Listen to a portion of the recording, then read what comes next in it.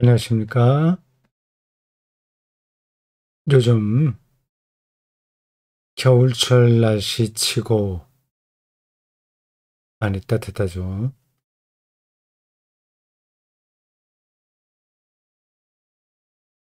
1월이 벌써 세 번째 주일입니다. 참, 한 주 한 주가 성경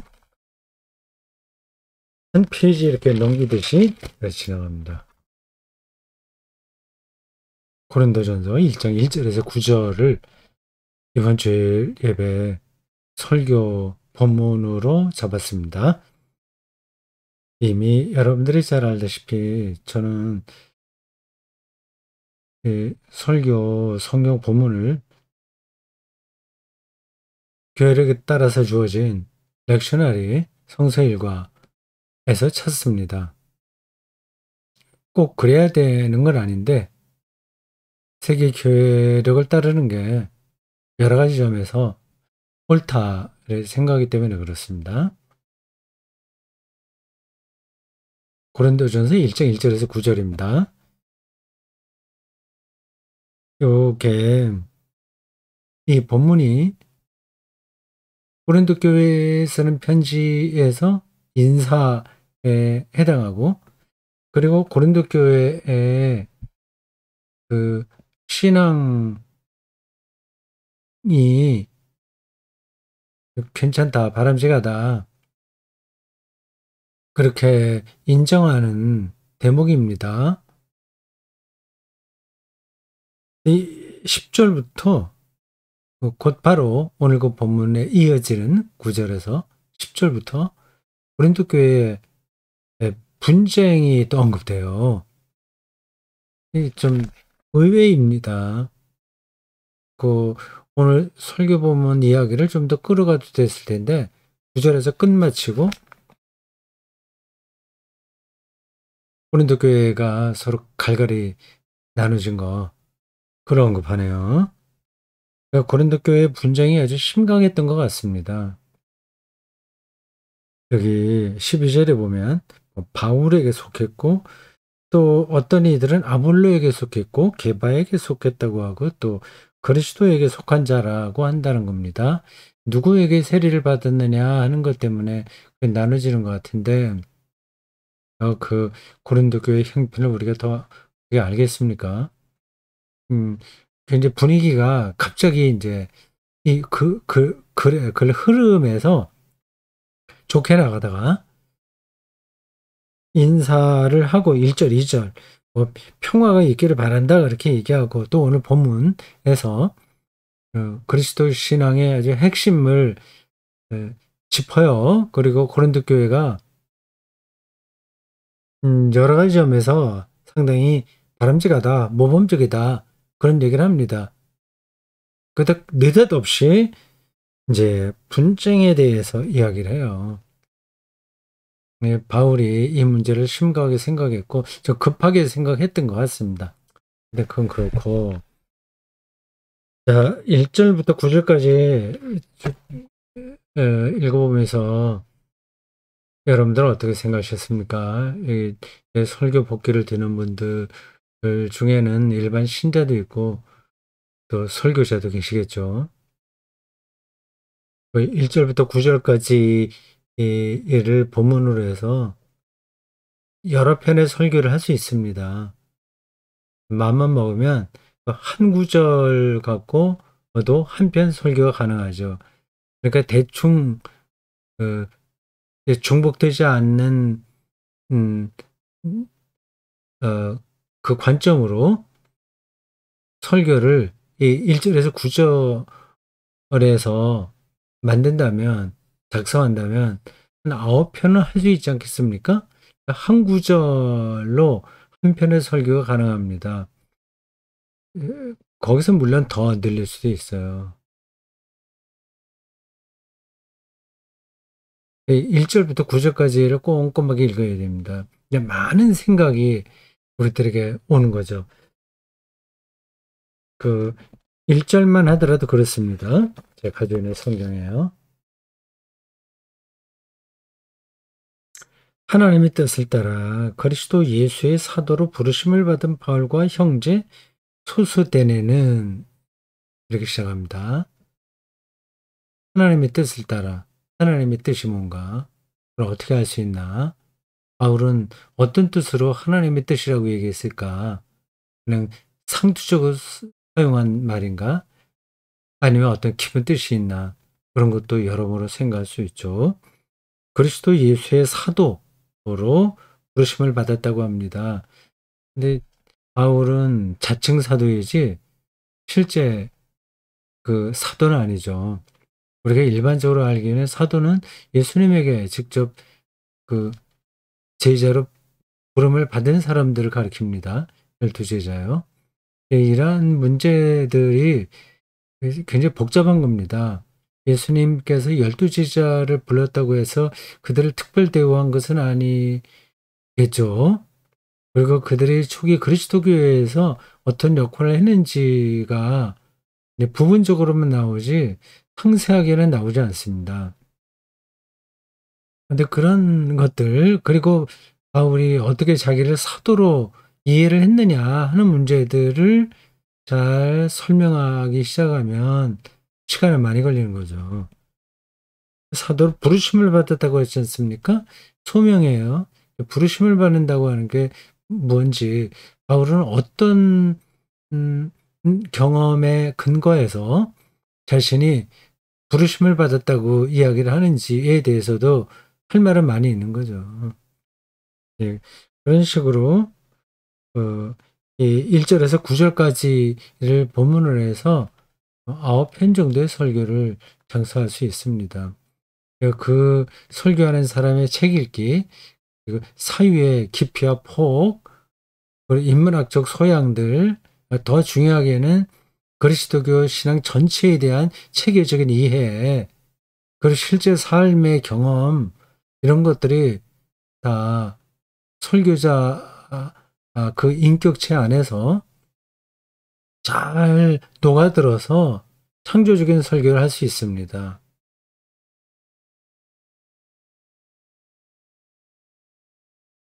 오늘은 제가 주로 7절을 본문으로 해서 설교를 했어요. 네, 1월 15일 주연절 둘째 주일에 설교했습니다. 조금 사실을 밝히자면 설교 복귀에 대한 사실이요. 제가 그 전에는 설교한 다음에 주일 저녁에 준비를 했거든요. 그 말 그대로 설교 복귀입니다. 근데 얼마 전부터는 설교 복귀를 미리 합니다.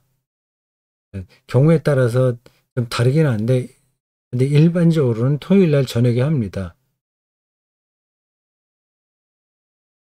그러니까 설교 복귀가 아니라 설교 예습이라고 할 수 있죠. 근데 설교 복귀라는 이름을 그냥 붙여두려고 합니다. 이미 제 머릿속에는 어떤 내용으로 설교할 것인가가 정해졌잖아요. 여러분들 화면에 나와 있는 그 설교 원고입니다. 그 범주 안에서 하는 거예요. 그래서 거기서 많이 벗어나지 않으려고 노력합니다. 설교 실제로 할 때는요. 예, 그러니까 너무 규격화되고, 어, 어, 뭐라고 해야 되나요? 음, 딱딱하게 들릴 수가 있어요. 그 원고 안에만 갇히기 때문에. 이 설교 요약문만 갖고 올라가서 그냥 이렇게 지금 제가 요거 설교 복귀라는 이름으로 하고 있는 게 원고를 갖고 하는 게 아니잖아요. 그때그때 떠오르는 생각을 말하는 거예요. 그렇게 되면 조금 더 그 청중들하고의 이 소통, 뭐 레포라고 하는 게 성립됩니다. 그렇게 설교해도 뭐 괜찮다고 생각하긴 하지만 저는 원고 설교를 계속 고집을 했고 앞으로도 언제까지 제가 설교를 할지 모르겠지만 계속 원고 설교를 할 생각입니다. 왜 그렇게 하냐 하는 거는 지금 다시 설명하지 않겠습니다.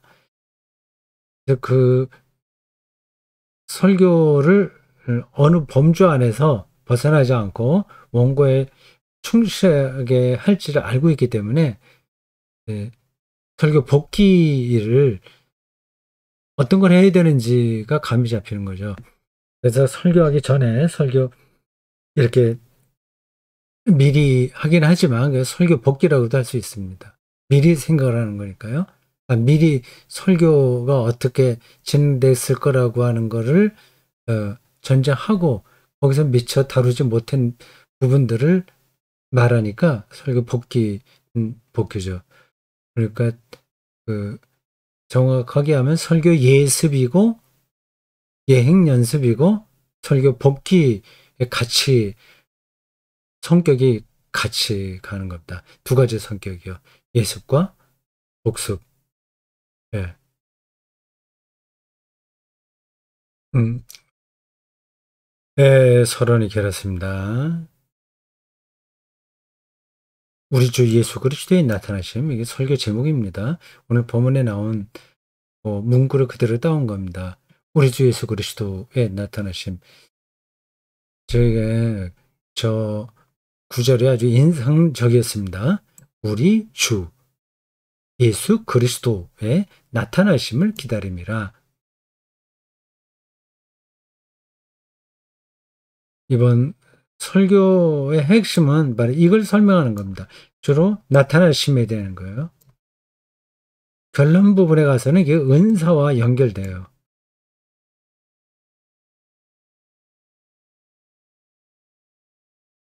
이 나타나심,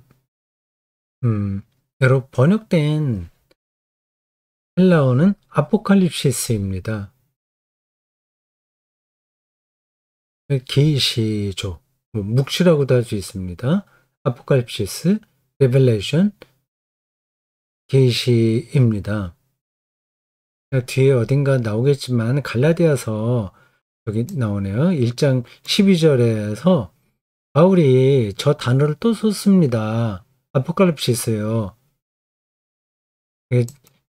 저희가 복음을 이야기하는데 사람에게서 받은 것도 아니요, 배운 것도 아니요. 참 재밌어요.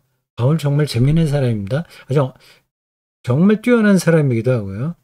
오직 예수 그리스도의 계시로 말미암은 것이라. 이 계시로 번역된 요 단어가 아포칼립시스입니다. 그러니까 고린도 전서 1장 7절에 나와 있는 아포칼립시스를 우리말 성경 번역자들이 고린도서에서는 나타나심이라고 번역했고 갈라디아에서는 그대로 계시로 번역을 했어요.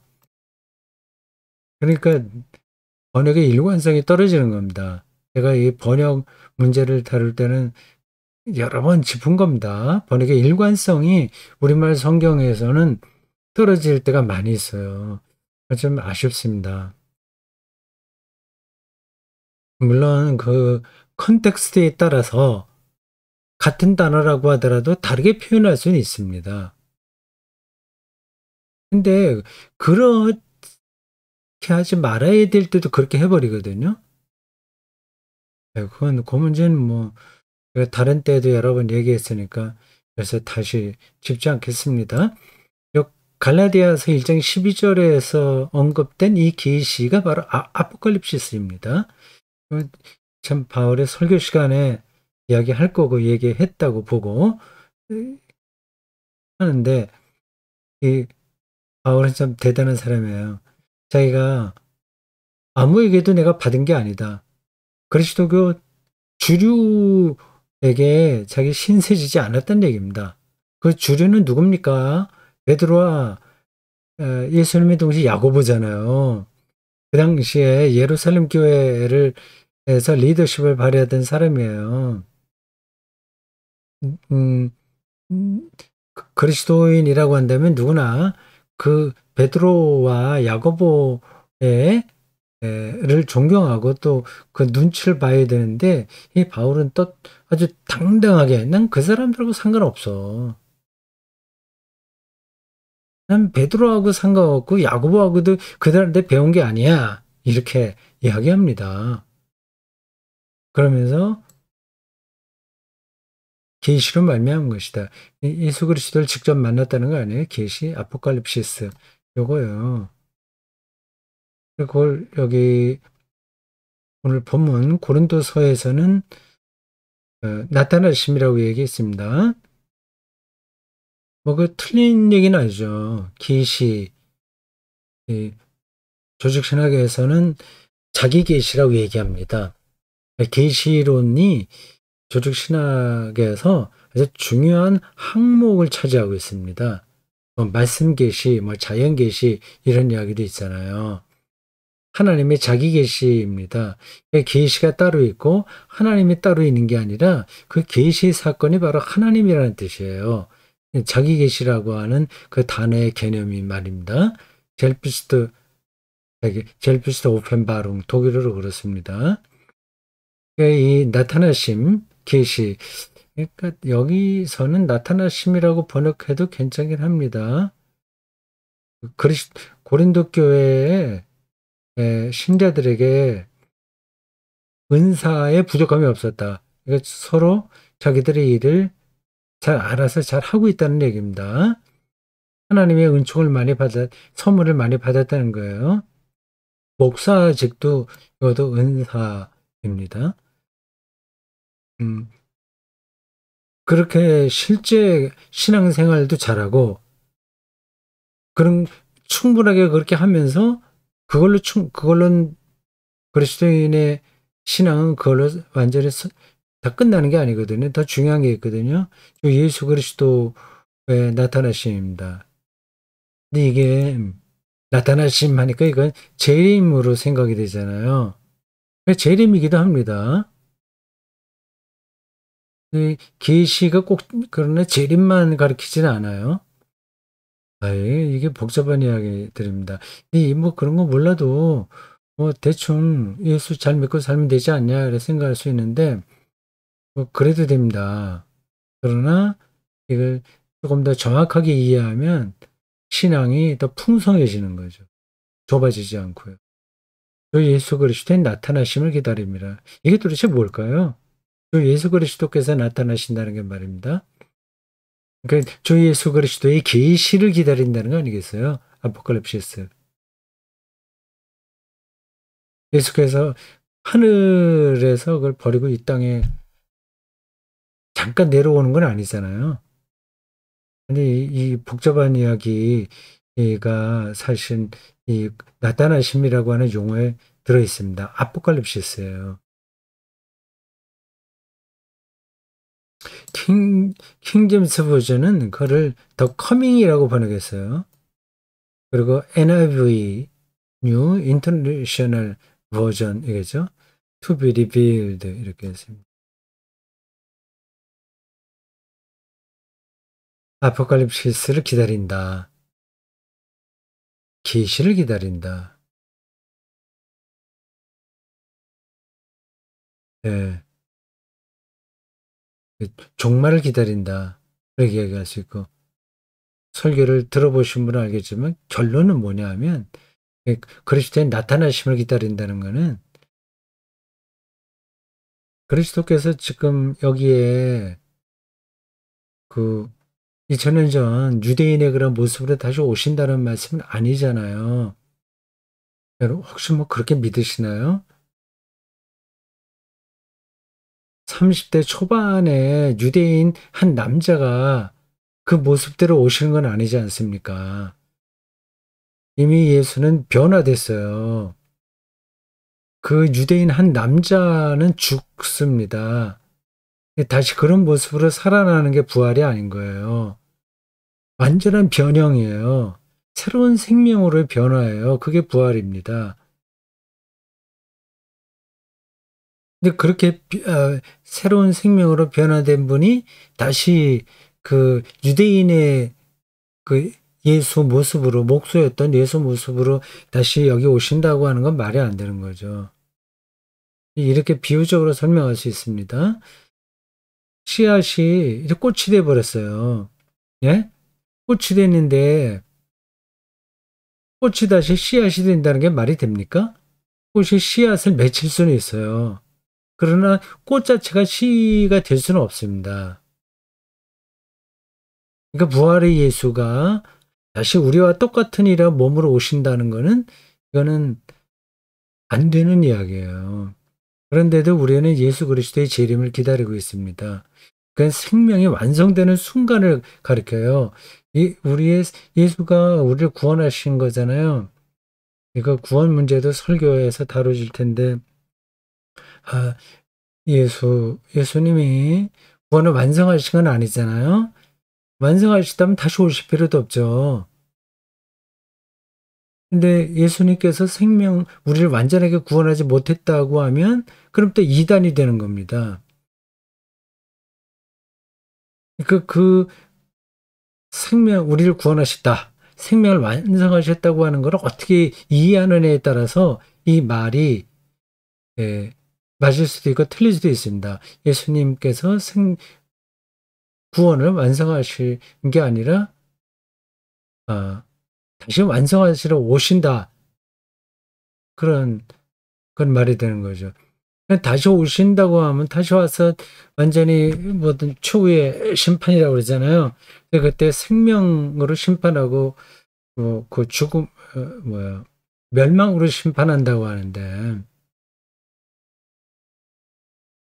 아직까지 그때가 돼야 구원이 완성되는 거 아니겠습니까? 네, 그러면 초림이었을 땐 그게 안 됐다는 얘기 아니에요. 됐다면 뭐하러 또 오십니까? 그럼 초림에서 구원이 완성되지 않았다고 하면 또 그것도 안 되는 거예요.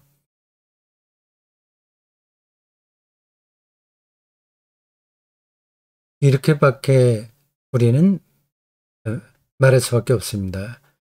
이건 우리가 우리 인식으로 다 따라잡을 수 없는 어떤 사건입니다.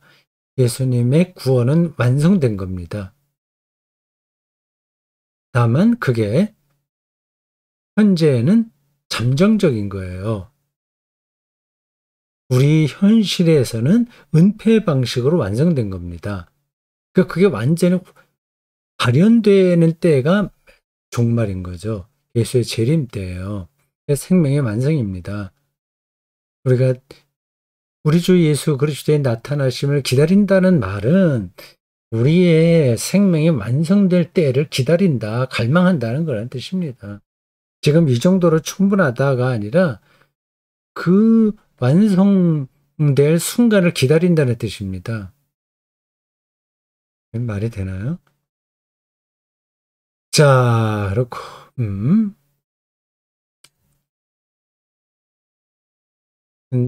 나타나심을 기다린다는 문자와 텍스트의 표면에만 머물지 말고 제가 자주 하는 얘기입니다. 이 언어와 이 낱말과 문장이 텍스트잖아요. 그 표면이 있고 그게 그냥 표면이라고 하는 것은 말 그대로 사전적인 의미입니다. 사전이 말하는 의미.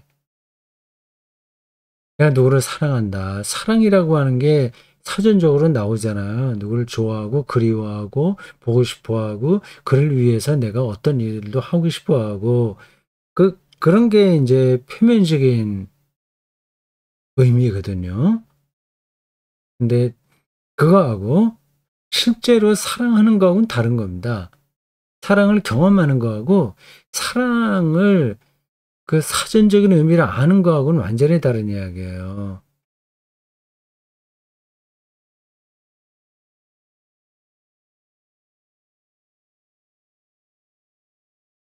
그렇게 예, 우리 주 예수 그리스도의 나타나심을 기다린다는 거를 그냥 말로만 문장으로만 알지 말고 그 안으로 들어가야 된다는 그 얘기입니다.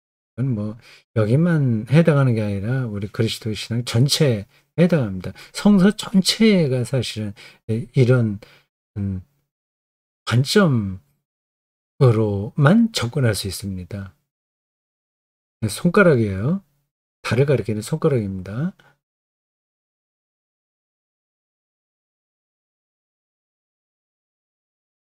여기 그 예수의 구원 이야기가 나오는군요. 앞에서 대충 말씀드릴 건 했습니다.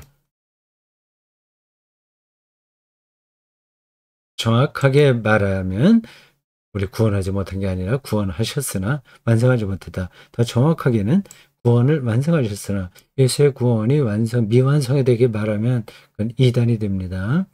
그러나 실질적으로는 그 완성하기 위해서 다시 오신다고 하니까 어, 완성한 건 아니죠. 이 긴장이 있는 겁니다. 그걸 어떻게 설명을 해야 될까요? 네, 그건 뭐 아까 제가 얘기했으니까 그 정도로만 해도 될 것 같습니다. 예, 구원을 완성하셨으나 우리의 현실에서는 잠정적으로만 인식될 뿐이다. 잠정적이다. 네, 그런 어, 관점을 알고 있어야 예수와 구원의 문제를 이해할 수 있습니다.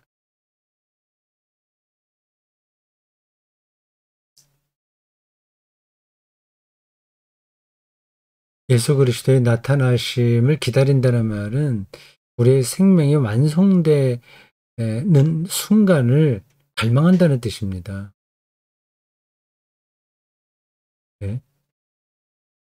생명 완성이 뭐냐를 또 생각을 해야 이런 말이 의미가 있는 거 아니겠습니까? 네, 생명 완성이 뭐냐 하는 거죠. 네?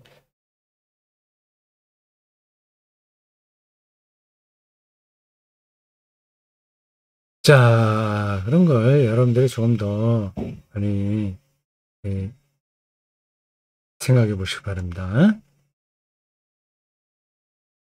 저건 뭐 한두 번 이야기해서 끝낼 문제가 아니에요. 생명이란 무엇인가 하는 거죠. 일반적인 그 학문 세계에서 말하는 생명, 생물학적인 생명도 있겠고요. 그런 생명을 도외시하고 우리가 생명의 완성을 이야기할 수는 없잖아요. 하나님의 창조와 우리 죄의 문제도 여기 연관되는 겁니다. 해방과 자유, 이게 다 생명 완성과 연관되는 거예요. 일단 우리가 어, 충만하지 않다고 하는 건 분명하잖아요. 실수도 너무 많이 하고 참된 만족이 없고 말이죠. 그러면 생명이 완성되지 않았다는 얘기죠. 뭐 말하기에 따라서 그거 자체가 생명이지 완전한 만족 그건 뭐 되나? 그거는 또 다른 문제지. 그냥 이렇게 한계가 있게 사는 거 자체가 인생이야. 그게 생명이야. 예, 그걸 뭐 생명 아니라고 누가 얘기합니까? 그걸로 만족할 사람들은 만족하고 살라고 하세요. 근데 우리 그리스도인들은 예수 그리스도가 말씀하신 그 하나님을 하나님으로 제대로 알므로써 우리가 죄와 죽음으로부터 해방되는 그 생명을 갈망하는 거 아닙니까?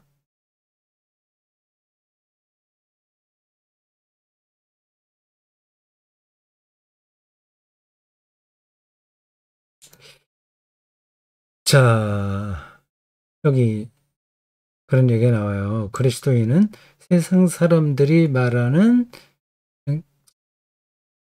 괜찮게 세련되게 사는 거 거기에 만족하지 않습니다. 생명의 완성을 찾아갑니다. 하나님의 때를 기다립니다. 영적으로 더 성숙해지는 겁니다. 네? 구도적인 거죠. 더 가까이 가는 거죠. 계속 우리는 성숙해지는 겁니다. 어, 감리교 창시자인 존 웨슬리의 개념에 의하면 크리스천 퍼펙트에 가는 겁니다. 퍼펙션이라고 했나? 퍼펙트라고 했나? 퍼펙션. 크리스천 퍼펙트. 그리스도 완전. 뭐 그거를 도덕적으로 우리가 흠이 없는 사람이 된다. 그렇게 생각하시면 안 돼요. 그건 또 다른 문제예요. 그걸 완전히 배제하는 것은 아닌데 거기에 머물러 있는 게 아닙니다. 도덕적으로는 뭐 우리가 죽었다 깨도 완전해질 수 없어요. 하나님 과의 관계가 충만해지는 거죠. 그게 성숙해지는 겁니다. 그래서 그렇게 얘기를 했습니다. 어디까지 우리가 성숙해지냐? 예수 그리스도에게까지 말입니다. 바울도 어디선가 그런 표현을 했을 텐데요. 그리스도에게까지 이른다고 말이죠. 그리스도에게까지 이른다는 말은 우리가 예수 그리스도와 똑같아진다는 얘기가 아니라 그분이 말씀하신 그 말씀 안으로 온전하게 들어간다는 뜻입니다.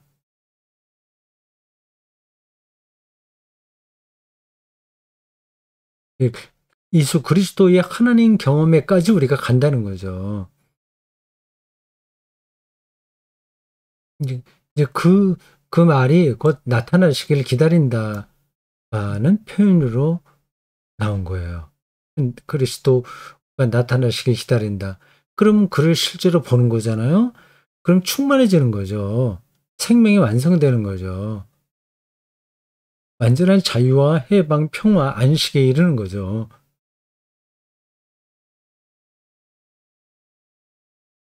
그런 순간을 우리가 기다리며 삽니다. 그리스도인들은 다른 거 없어요. 뭐 세상에서는 뭐 대충 살아도 되고 뭐 이 공중만 바라보고 하늘만 바라보고 예수 그리스도의 오심, 나타나심, 그리고 내가 더 성숙해지는 거 그것만 기다리면 되냐? 내 도사가 되면 되냐? 그렇게 저에게 질문하실 분들은 안 계시겠죠.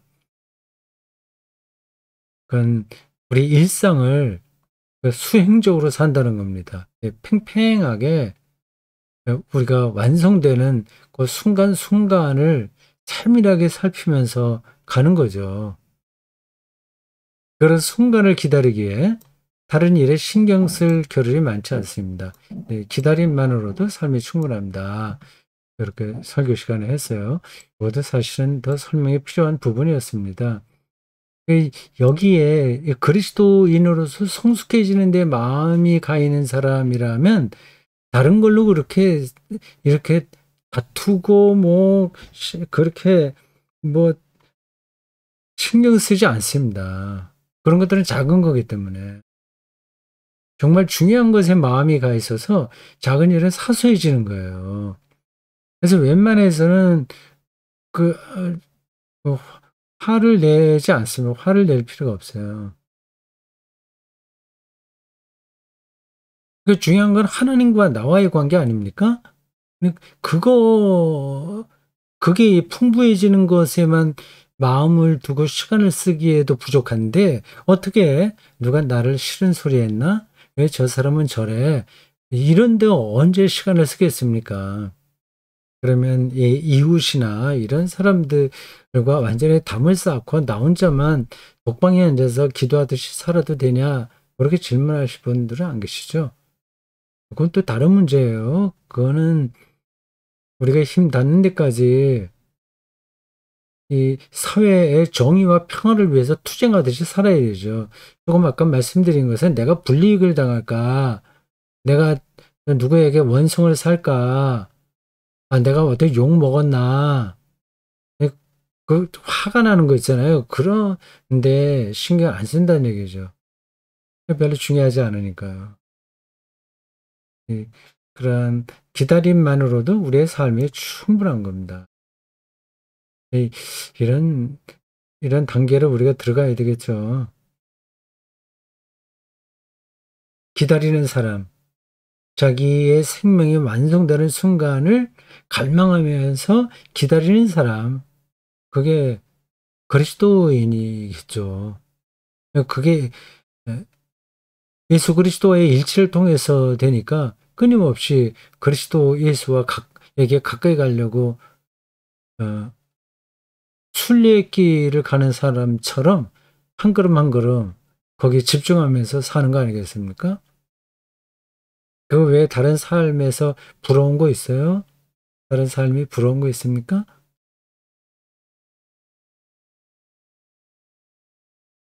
근데 다 됐군요. 여기까지.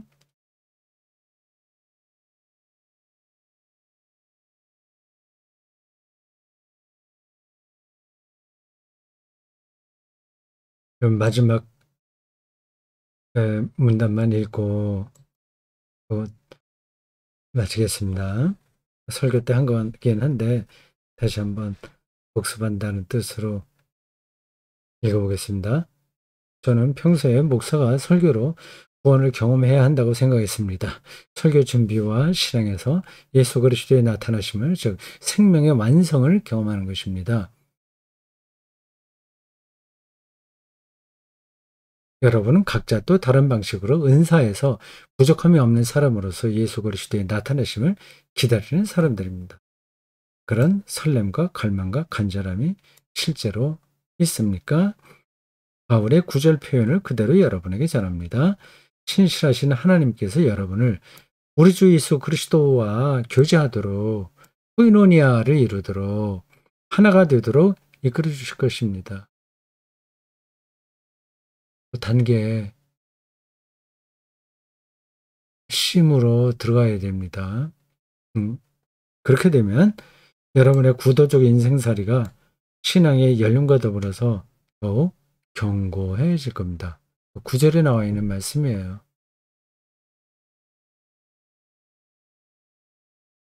자, 한 주간 또 잘 보내시고 다음 주일에 뵙겠습니다. 수고하셨어요.